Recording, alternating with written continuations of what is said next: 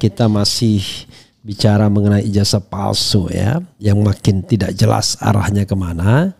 Tetapi bukan ijazahnya yang diungkapkan ke publik apakah benar-benar asli atau tidak, tetapi sibuk kelihatannya mulai mengancam orang-orang yang masih mempertanyakan ijazah itu asli atau tidak.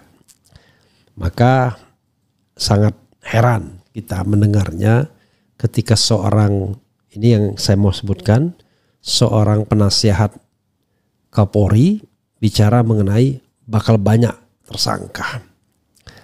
Aneh kan? Karena kenapa? Ya karena mestinya polisi itu bertindak netral. Apalagi dia penasihat, ya orang yang dianggap katakanlah punya kebijaksanaan, wisdom. Lah ini kok malah mengancam. Arianto Sutadi ya orangnya, yang pada tahun 2011 pernah kontroversial, calon pimpinan KPK tetapi dianggap tidak jujur melaporkan harta kekayaannya. Sehingga tadinya yang dia difavoritkan walaupun ranking 9.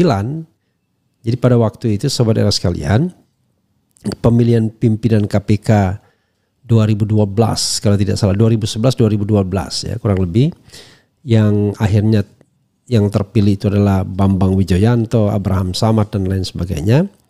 Maka sesungguhnya di skenario kan yang bakal dipilih itu adalah ranking terakhir. Nah termasuk Arianto Sutadi yang ranking 9 waktu diusulkan sebagai calon pimpinan KPK. Ranking 1 itu Bambang Wijoyanto, ranking 2 itu Yunus Hussein, ranking 3 itu Abdullah Hehamahua, ranking 4 itu salah satu pimpinan KPK ya yang masih eksis ya.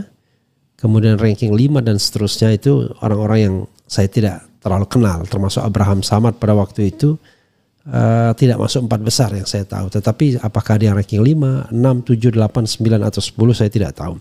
Tapi intinya adalah mereka-mereka yang ranking tinggi malah tidak terpilih kecuali Bambang Wijoyanto karena tadi isunya karena akhirnya Arianto Sutadi karena melakukan blunder soal harta kekayaan yang belakangan terungkap dia tidak jujur menyampaikan laporan harta kekayaannya sehingga akhirnya dia terjengkang. Maka masuklah Bambang Wijoyanto, orang yang sebenarnya ya susah juga diaksep oleh DPR pada waktu itu. Jadi saudara sekalian, coba kita bacakan ya apa yang disampaikan oleh Arianto Sutadi ini, karena menurut saya kok bisa ya orang berpikirnya banyak tersangka, padahal kewajiban dari seorang Jokowi untuk memperlihatkan ijazahnya ke muka publik itu tidak dilaksanakan sampai saat ini. Ya, mengandalkan Bareskrim, hasil dari Bareskrim tidak begitu dipercaya. Oke, coba kita bacakan ya. inews.id ya. Kasus dugaan jasa palsu Presiden RI ke-7 Joko Widodo yang kini sedang ditangani Polda Metro Jaya bakal menyeret banyak tersangka. Luar biasa. Saat ini polisi masih menyelidiki laporan yang dilayangkan kubu Jokowi terkait dugaan fitnah atau pencemaran nama baik tudingan ijazah palsu. Kasus ini bisa banyak sekali tersangkanya. Polisi itu ya, satu ada LP, laporan polisi, cari bukti-buktinya. Setiap tindak pidana harus diklarifikasi, kata penasihat Kapolri Arianto Sutadi dalam program iNewsroom ya. Dia menegaskan tersangka dalam kasus tersebut bisa saja nama-nama yang sebelumnya telah disebutkan dan dilaporkan. Saya yakin akan banyak tersangkanya ya, termasuk inisial yang telah disebutkan dan dilaporkan. Jejak digital tidak bisa dihapus, soal penghasutan, pencemaran nama baik paparnya. Kok penghasutan ya? Ini aneh ya penasihat Kapolri ini ya. Dia menerangkan saat ini penyidik sudah memeriksa sebanyak 29 saksi, namun belum ada yang ditetapkan tersangka. Yang dicari penyidik adalah bukti yang sebanyak-banyaknya, selengkap-lengkapnya untuk membuktikan apakah ijazah Pak Jokowi palsu atau tidak. Kedua, apakah orang yang dilaporkan Jokowi itu betul-betul melakukan tindakan pencemaran dan ujaran kebencian dan sebagainya. Jadi Polri ini mencari bukti sebanyak-banyaknya katanya. Ujaran kebencian kepada siapa? Ya, ujaran kebencian itu harus berdasarkan SARA. Oke. Bentuk teror ke publik. Menanggapi hal itu, kuasa hukum Roy Suryo Ahmad Husainuddin menilai pernyataan penasihat Kapolri tidak sehat. Menurut saya statement seperti itu tidak sehat. Kita kedepankan azas praduga tak bersalah. Era lama memang kriminalisasi sering menggunakan pasal ujaran kebencian dan SARA. Tapi dalam kasus ini kedua pasal itu tidak digunakan katanya. Selain itu kata dia, pernyataan tersebut bisa disebut bentuk teror ke publik yang tidak sependapat atau berbeda pandangan soal kasus ijazah Jokowi. Jangan cari-cari kesalahan siapa-siapa yang tidak sependapat. Saran saya fokus saja ke proses hukum yang sekarang, ujarnya.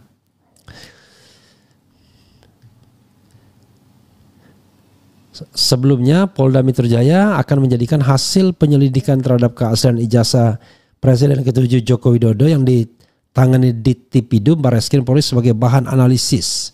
Diketahui polisi saat ini tengah menyelidiki laporan yang dilayangkan Jokowi berkaitan dengan tuduhan ijazah palsu turut merugikan nama baiknya. Betul, hasil penyelidikan dianalisa karena peristiwa yang ditangani di Polda Metro adalah dugaan pencemaran nama baik yang diatur di KUHP dan ITE, ujar Kabid Humas Polda Metro Jaya Kombes Polisi Ade Arisam Indradi kepada wartawan Selasa.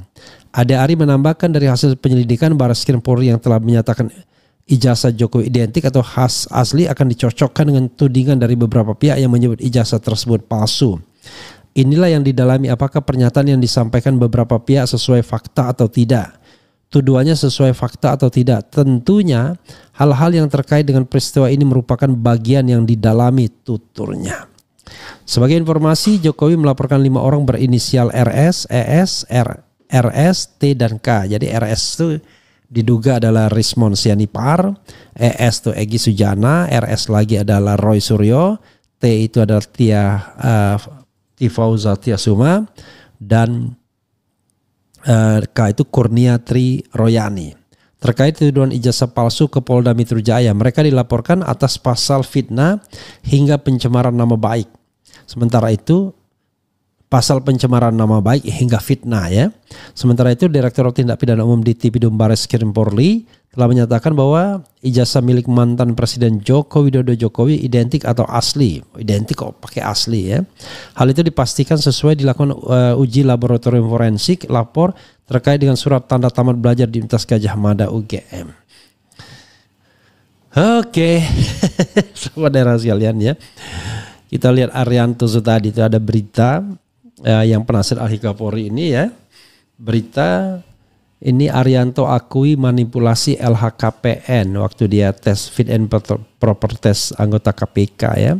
Irjen Purnawirawan Arianto Sutadi, calon pimpinan Komisi Pemberantasan Korupsi KPK, mengaku merekayasa hartanya dalam laporan harta kekayaan penyelenggara negara LHKPN yang disampaikan kepada KPK baik ketika masih bekerja di Polri maupun setelahnya. Menurut Arianto, pengisian daftar harta kekayaan yang tidak benar juga dilakukan oleh para anggota Polri yang lain. Hal itu dikatakan Arianto ketika fit and proper test Capim KPK di Komisi 3 DPR ya, tanggal 28 November 2011. Pernyataan itu disampaikan Arianto menanggapi pertanyaan Indra, anggota Komisi 3 dari PKS, bahwa ada perbedaan total harta dalam LHKPN dengan hasil penelusuran KPK. Selain itu, Arianto juga tidak mengisi LHKPN dalam rentang waktu 2001-2009. Dalam LHKPN yang dibuat ketika di panitia seleksi Capim KPK, Arianto mengaku memiliki harta hanya sekitar 5 miliar, namun hasil penelusuran total hartanya mencapai 8,5 miliar. Arianto sadar bahwa tindakan memanipulasi data adalah pelanggaran hukum. Tapi kalau kejahatan yang kayak gitu ditindak, yang menindak pun kewalahan karena semua melakukan. Waktu itu belum jelas apakah salah mengisi, apakah dituduh pemalsuan data, kata dia. Sampai sekarang juga tidak ada satupun kasus pemalsuan LHKPN yang diangkat sampai pengadilan. Secara hukum memang iya salah. Jadi hukum begitulah, ada yang bisa ditegakkan, ada yang tidak karena kondisi, tambah pria yang pernah menjabat direktur di Barreskrim Polri itu. Indra menilai sebagai aparat penegak hukum tidak sepatutnya Arianto tidak melaporkan hartanya secara berkala, bahkan sampai memanipulasi data. Ini persoalan mendasar. Terlepas ada atau tidak ada aturan, dia harus memberi contoh. Dia itu penegak hukum, bagaimana pejabat lain, kata dia. Dan Arianto dengan lugu mengatakan dilakukan oleh polisi lainnya juga ya. Jadi menurut Arianto pengisian daftar harta kekayaan yang tidak benar juga dilakukan oleh para anggota Polri yang lain. Ya. Jadi ya begitulah ya kalau kita bicara tentang sebuah integritas gitu ya. Dan sekarang dia adalah penasihat Kapolri. Dan dalam kasus ijazah ini kasat mata sekali antara Polri dan pihak UGM itu jadi satu. Kalau dalam debat-debat mereka dijadikan satu, bahkan ditambah lagi praktisi-praktisi yang nggak jelas. Dari mana ini tiba-tiba bertindak mewakili kepentingan Jokowi? Kalau memang lawyer Jokowi nggak ada masalah, tapi kalau kemudian tidak jelas posisinya aneh, ya. Karena kalau yang nggak jelas itu harusnya ya dari masyarakat, karena masyarakat kan tidak terafiliasi. Jadi kalau misalnya ada yang mendukung Roy Suryo, mendukung Dr. Tifa dan lain sebagainya, itu adalah dukungan masyarakat. Tapi kalau mendukung Jokowi, itu bisa jadi maju tak gentar membela yang benar ya. Kalau benar, tapi bisa jadi yang kedua maju tak gentar membela yang yang begitu ya. Jadi saudara yang sekalian, apa yang ingin saya katakan dengan orang seperti Arianto tadi yang juga saya dengarkan dari praktisi hukum yang membela Jokowi, dari lawyer-lawyer Jokowi. Kenapa mereka ya melihat sesuatu itu dari angle untuk memenjarakan orang lain? Itu yang saya aneh. Kenapa selalu berpikir bagaimana memenjarakan Dr. Tifa, Roy Suryo, atau Rismon karena dianggap sudah memfitnah. Karena kalau kita bicara mengenai fitnah dan pencemaran nama baik, itu adalah delik aduan. Itu bukan kepentingan umum, bukan kepentingan yang harus dia besar-besarkan. Itu jadi pribadi antara Jokowi dan Dr. Tifa. Sehingga harusnya orang-orang tidak fokus ke sana. Fokus kepentingan publik itu ya adalah benarkah ijazah itu asli atau tidak. Itu fokusnya harusnya. Ya kan? Fokus kepentingan publiknya itu apakah ijazah itu asli atau tidak. Apa yang disampaikan Bareskrim kita anggap sebagai suatu masukan. Tetapi bukan berarti satu-satunya puslapor Mabes Polri tersebut. Karena masih ada different opinion in society dan itu didasarkan pada fakta dan data, bukan hanya ngarang. Sebagaimana misalnya disampaikan respon dari Bareskrim sendiri. Ternyata Jokowi mendaftar hanya sarjana muda. Coba tweet respon, tweet Dr. Tifa dikeluarkan lagi kan. Jadi dia hanya mendaftar sarjana muda. Itu kan petunjuk.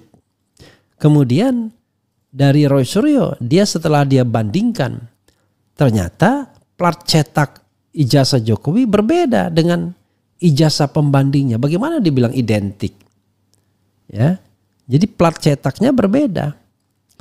Yang sama itu 1115, 1116, 1117 sama. Milik Fronojiwo, kemudian milik Hari Mulyono almarhum, milik Sri Murtiningsih, kan sama itu. Satu plat cetak. Yang berbeda adalah Jokowi sendiri. Makanya dalam penelusuran Roy Suryo tidak identik. Ijazah Jokowi tidak identik. Nah, sekarang fakta-fakta ini masa mau diabaikan begitu saja? Lalu tiba-tiba yang terjadi adalah main ancam. Siapa yang berbeda pendapat maka akan jadikan tersangka. Kok lucu jadinya? Mantan penegak hukum seperti Arianto Sutadi misalnya, kok dan sekarang menjadi penasehat Kapolri, kan harusnya dia wise bahwa masih ada different opinion dan bahkan informasi yang berbeda yang berseliweran di masyarakat. Bahkan kalau dia mau aware, justru Bareskrim gak dipercaya. Sebagaimana yang ditunjukkan polling, paling tidak di RH Channel. Kan telak sekali pollingnya itu. Dan saya tidak merekayasa polling itu, karena polling itu muncul dengan sendirinya. Kan begitu. Jadi sobat era sekalian, itu jelas ya. Di sini misalnya mana yang Anda percaya antara misalnya gini, mana pernyataan yang Anda lebih percaya? Ya, 5 hari yang lalu ijazah Jokowi asli, ijazah Jokowi palsu, ragu-ragu. Yang mengatakan dari 149.000 voting, yang mengatakan ijazah Jokowi asli itu cuma 7%, ijazah Jokowi palsu 90%, yang ragu-ragu tuh 3%. Jadi bisa dibayangkan, ya. Jadi hal-hal seperti ini masih ada di masyarakat. Lebih banyak orang percaya. Lalu kemudian ini mau ditersangkakan semua ini. Kan bukan begitu menegakkan hukum itu. Jadi kalau kita memang betul-betul penegak hukum, maka kita cari akar masalah sesungguhnya. Akar masalah sesungguhnya adalah ijazah itu sendiri. Dan apa yang dikatakan Bareskrim itu tidak bisa dikatakan final, ya kan? Kenapa? Karena ya itu ini ada salah satunya ya. Apakah Anda percaya dengan keterangan polisi bahwa ijazah Jokowi asli? Yang percaya itu cuma 8%, yang tidak percaya 89%, ragu-ragu 3% dari 130.000 voting. Nah tadi yang saya baru bacakan tadi, itu dari 149.000 voting, mana yang Anda lebih percaya dalam soal ijazah Jokowi, ya kan? Kemudian satunya ya ini. Jadi saudara sekalian, orang seperti Arianto misalnya atau siapapun kan harus paham bahwa di masyarakat ini tidak percaya dengan apa yang dikatakan Bareskrim, karena mereka menganggap apa yang dilakukan Bareskrim itu sekedar bunker dari Presiden Jokowi. Tameng bagi Presiden Jokowi untuk menghindar dari masalah ini. Kan masalah yang sesungguhnya adalah soal keaslian ijazah Jokowi yang kemudian cepat-cepat ditutup oleh Bareskrim. Kan itu masalahnya. Bisa nggak sih kita ngomong apa adanya di Republik ini? Mengenai analisis dan perasaan kita ya. Lalu kalau kita ngomong hal yang berbeda, lalu ditersangkakan kita. Kejam sekali negara ini. Gak bisa kita ngomong apa adanya dan itu didukung fakta dan data. Kan masih ada perbedaan pendapat di masyarakat, dan ketika Bareskrim menyampaikan pendapatnya, ternyata respon jeli. Dia lihat bukti-bukti yang disertakan Bareskrim itu terscreenshot sama dia. Ternyata Jokowi hanya melamar di sarjana muda. Ini apakah ini bukan temuan atau petunjuk bahwa sesungguhnya ijazah S1 itu tidak pernah ada dan skripsi itu tidak pernah ada. Kan kalau kita mau jujur untuk mengungkapkan ini. Lalu Roy Suryo dia bandingkan. Ternyata plat cetak berbeda. Dan misteri guess saya juga berbeda mengatakan. Kalau misteri guess saya antara 11.15, 11.17 dan 11.20. Yang identik itu 11.15 dan 11.17. Platnya ya yang identik, bukan informasinya. Kalau informasi kan beda-beda pasti. Ada Pronojiwo, ada Sri Murtiningsi. Tapi plat cetaknya itu. Kalau dari plat cetak yang sama akan menghasilkan blanko yang sama. Nah, blanko itu yang berbeda. Blanko Jokowi berbeda dengan blanko 1115, Pronojiwo 1116, almarhum Hari Mulyono, dan 1117 itu yang namanya Sri Murtiningsi. Nah, ini masa tidak kita perlakukan sebagai sebuah petunjuk? Kan aneh. Tiba-tiba seolah-olah hasil dari Bareskrim final dan semua orang yang mengatakan ada dugaan ijazah Jokowi palsu itu adalah fitnah dan lain sebagainya. Itu satu. Yang berikutnya adalah, coba deh baca sekali lagi pasal 310 KUHP tersebut. Kan sudah jelas mengatakan bahwa tidak dianggap pencemaran nama baik kalau dilakukan untuk kepentingan publik. Kan jelas-jelas tuh ada kepentingan publik yang sedang diperjuangkan, yaitu hak atas informasi. Publik kan berhak tahu informasi yang sesungguhnya mengenai ijazah tersebut. Dan Roy Suryo, Dr. Tifa mewakili kepentingan publik. Sepanjang dia ngomong tentang ijazah kan itu kepentingan publik yang yang sedang diperjuangkan, yaitu the right to know, hak untuk tahu sesuai dengan pasal 28F Undang-Undang Dasar 45.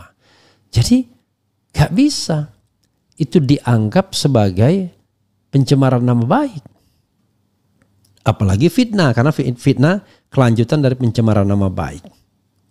Termasuk juga tidak bisa ini dianggap menerapkan Undang-Undang ITE, karena yang dipermasalahkan adalah sesuatu yang digunakan untuk kepentingan publik, yaitu ijazah itu kan digunakan untuk mendaftar sebagai wali kota, gubernur, dan presiden. Lalu putusan MK mengatakan, jadi yang namanya laporan pencemaran nama baik menggunakan Undang-Undang ITE itu tidak berlaku untuk pejabat publik. Sekarang masih pejabat publik dia, yaitu sebagai Dewan Pengawas Danantara. Dan kalau saya mengatakan tidak hanya posisinya sekarang, tetapi yang dipersoalkan adalah penggunaan ijazah untuk jabatan publik yang pernah diemban. Kan begitu. Karena itu menurut saya, kalau hukum itu ditegakkan dengan sebenar-benarnya, maka dua hal harus dilakukan. Konsentrasi kepada putusan pengadilan yang precise, yang concise, yang berkekuatan hukum tetap untuk menjelaskan status dari ijazah Jokowi, apakah asli atau palsu. Tetapi melalui pengadilan yang transparan, terbuka, yang mendengarkan kedua belah pihak, yang betul-betul menguji benar ijazah tersebut. Itu. Dan selesaikan itu di forum pengadilan perdata, perbuatan melawan hukum, karena lebih manusiawi, karena tidak mendudukkan siapapun sebagai tersangka atau terdakwa. Sehingga nanti kita akan memperoleh sebuah jawaban yang final terhadap ijazah Jokowi. Enggak gaya Bareskrim yang gelar perkaranya tidak melibatkan kedua belah pihak, tidak melibatkan pihak pelapor. Dan kalaupun Bareskrim tersebut mengatakan ini asli, itu kan kesimpulan Bareskrim yang menurut saya bisa disanggah oleh pihak lain, apalagi para penyanggahnya ini memiliki data justru dari Bareskrim sendiri, seperti misalnya form registrasi di mana Jokowi mengisi bahwa dia ikut program sarjana muda kehutanan, atau misalnya apa yang dilakukan Roy Suryo dengan membandingkan blanko 4 ijazah dan ternyata yang berbeda Jokowi sendiri, yang diduga dia dicetak dari plat yang berbeda. Itu kalau pakai plat. Tapi kalau tidak pakai plat beda lagi kan, karena ini sekarang era digital kan. Jadi sobat era sekalian, ya, sekarang ini kita carilah kebenaran, bukan pembenaran. Dan jangan konsentrasikan untuk menghukum orang, tapi konsentrasikan bagaimana kita bisa mengungkapkan secara benar apakah ijazah itu asli atau tidak.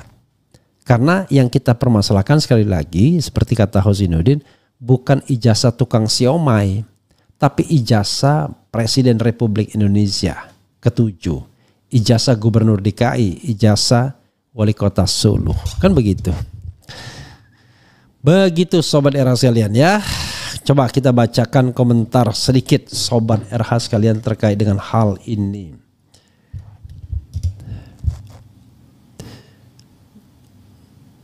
Kemudian lagi ya. Tuh, kita yang Teguh Santoso, alhamdulillah Pak Repli raise this issue. Yang saya bingung bagaimana orang yang digaji negara bukan bersikap netral, setidaknya menjelaskan mekanisme pembuktian, tapi setiap ngoceh justru sering blunder ya.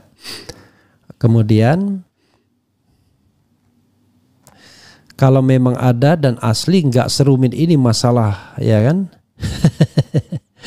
Kemudian apa lagi? Ahli Kapolri itu condong membela Pak Jokowi. Iya, aneh kan? Seharusnya kan dia kan berpikir bagaimana penegakan hukum yang benar. Toh dia penasihat Kapolri. Tapi kalau penasihat Kapolri dianggap underbow-nya Kapolri, ya sudah susah. Anda bukan penasihat itu kan di atas. Kemudian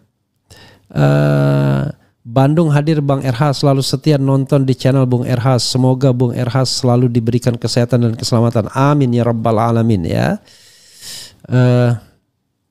Hadir nonton advokat jagoan gue. Wah, ternyata rekam jejaknya kotor ya Pak. Untunglah dulu tidak jadi KPK. Tak heran juga posisinya saat ini. Kemudian ya saya sih tidak bermaksud untuk mengungkapkan rekam jejak ya.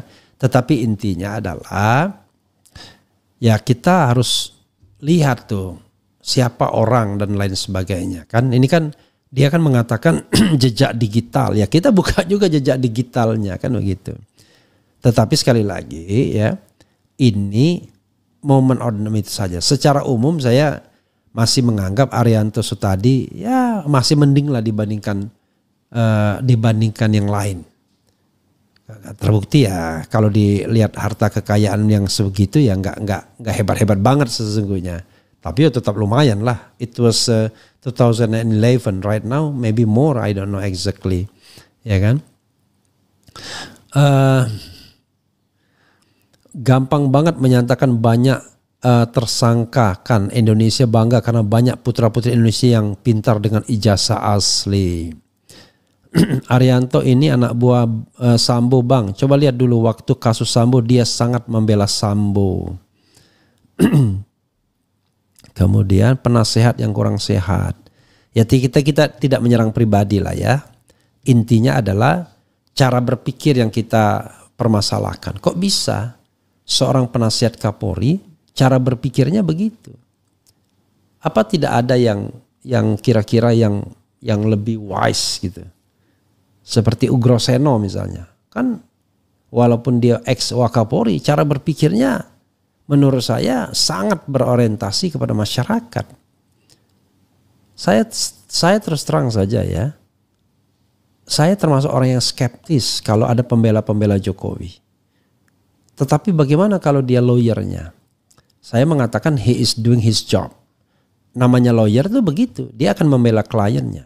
Jadi sah-sah saja. Tapi kalau ada tiba-tiba praktisi hukum berdiri mengatasnamakan pembelaan kepada Jokowi, kita justru curiga keuntungan apa yang dia diharapkan. Mau cari muka. Cari mukanya dua, dengan polisi dan dengan Jokowi. Kan enak tuh. Ya kan? Jadi bukan lagi kebenaran yang ingin ditelaah, tetapi tadi hanya sekedar cari muka ya, menjadi centeng.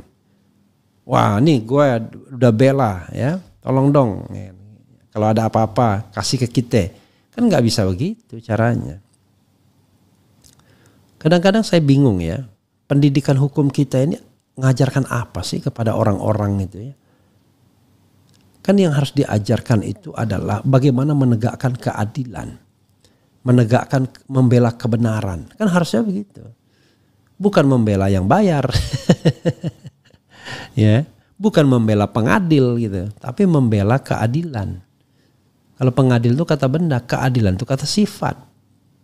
Ya, yang namanya kata benda itu bisa berubah, tapi kata sifat itu tidak berubah. Keadilan itu ya tetap keadilan, tapi pengadil itu bisa aja tidak adil, ya kan?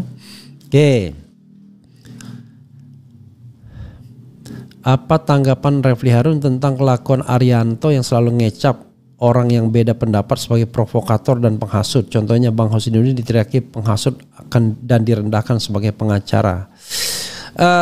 Saya tidak bisa berkomentar ya. Tetapi kalau saya mau refleksi, saya juga apa istilahnya appeal kepada Husnudin. Mbok ya jangan terlalu emosi lah kalau dalam diskusi-diskusi. Slow saja. Ungkapkan fakta dan data apa adanya. Nggak perlu ngegas menurut saya. Karena kalau ngegas itu substansinya jadi nggak dapat. sampaikan saja dengan tenang perspektif kita dan minta jangan diganggu. Kan begitu. Karena ada narasumber yang sengaja diundang hanya untuk bikin rame, biar rame tontonannya. Kalau saya enggak mau sekarang. Kalau misalnya ada orang-orang tertentu yang saya kira dihadirkan hanya untuk bikin rame, nggak mau saya. Kenapa? Karena membuat kita terlihat bodoh jadinya. Bayangkan, Roy Suryo sudah menjelaskan baik-baik, tiba-tiba dinihilkan saja dengan relativitas warna. Ini gimana? Padahal kalau kita bicara tentang soal blanko itu bisa dicetak warna-warni, nggak ada masalah. Tetapi susunan huruf itu kan terlihat apakah dia berasal dari plat yang sama atau tidak. Kan itu mestinya rasionalitasnya. Tapi kalau Anda sengaja untuk ngobak kolamnya biar ikannya lari, ya itulah namanya sebuah perdebatan yang tidak mencerdaskan kehidupan bangsa tapi membodohi malah ya. Oke.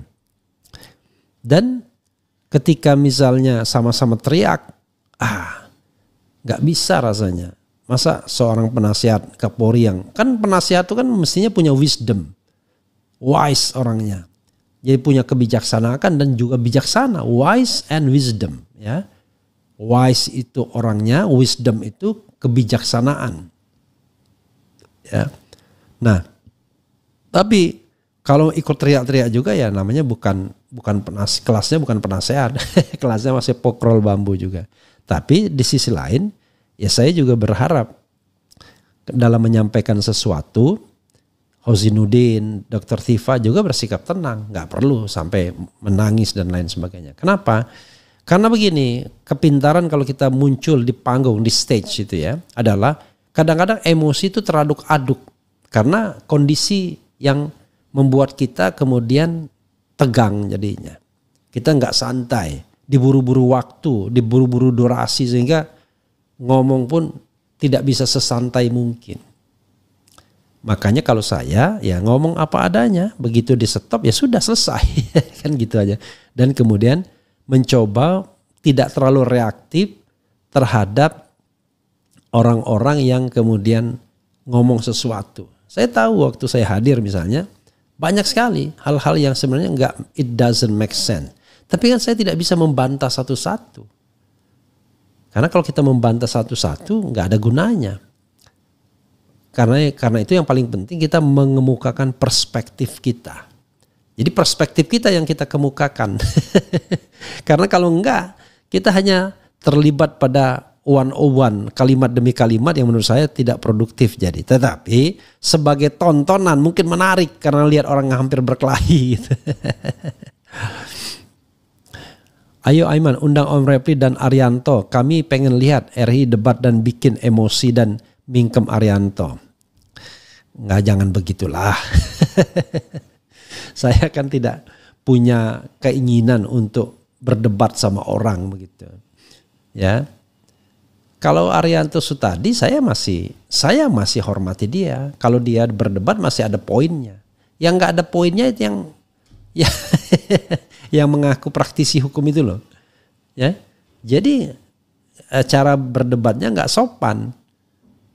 Dan memang kayaknya sengaja disengaja diundang hanya untuk bikin rame saja. Nah, karena itu saya nggak akan mau yang begitu-begitu. Jadi diundang itu untuk bikin clear masalah, bukan kabur masalah gitu loh. Untuk clear masalah gitu.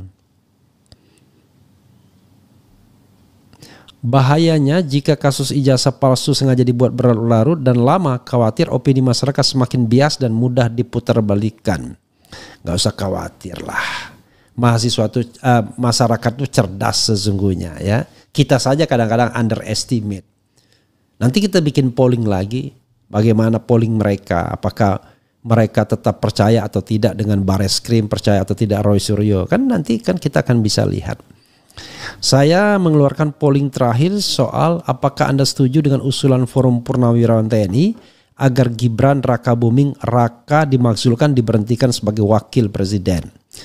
88.000 yang voting, yang setuju 94%, tidak setuju 6%. Ya ini suara dari masyarakat yang melalui RH Channel. Nggak mudah memaksulkan Gibran. Memang nggak mudah. Saya kan tidak bilang mudah atau tidak. Yang saya katakan adalah mereka setuju atau tidak. Ternyata mayoritas setuju. Begitu saudara sekalian ya. Mudah-mudahan apa yang saya sampaikan bermanfaat dan menjadi pembelajaran bagi kita semua. Itu saja.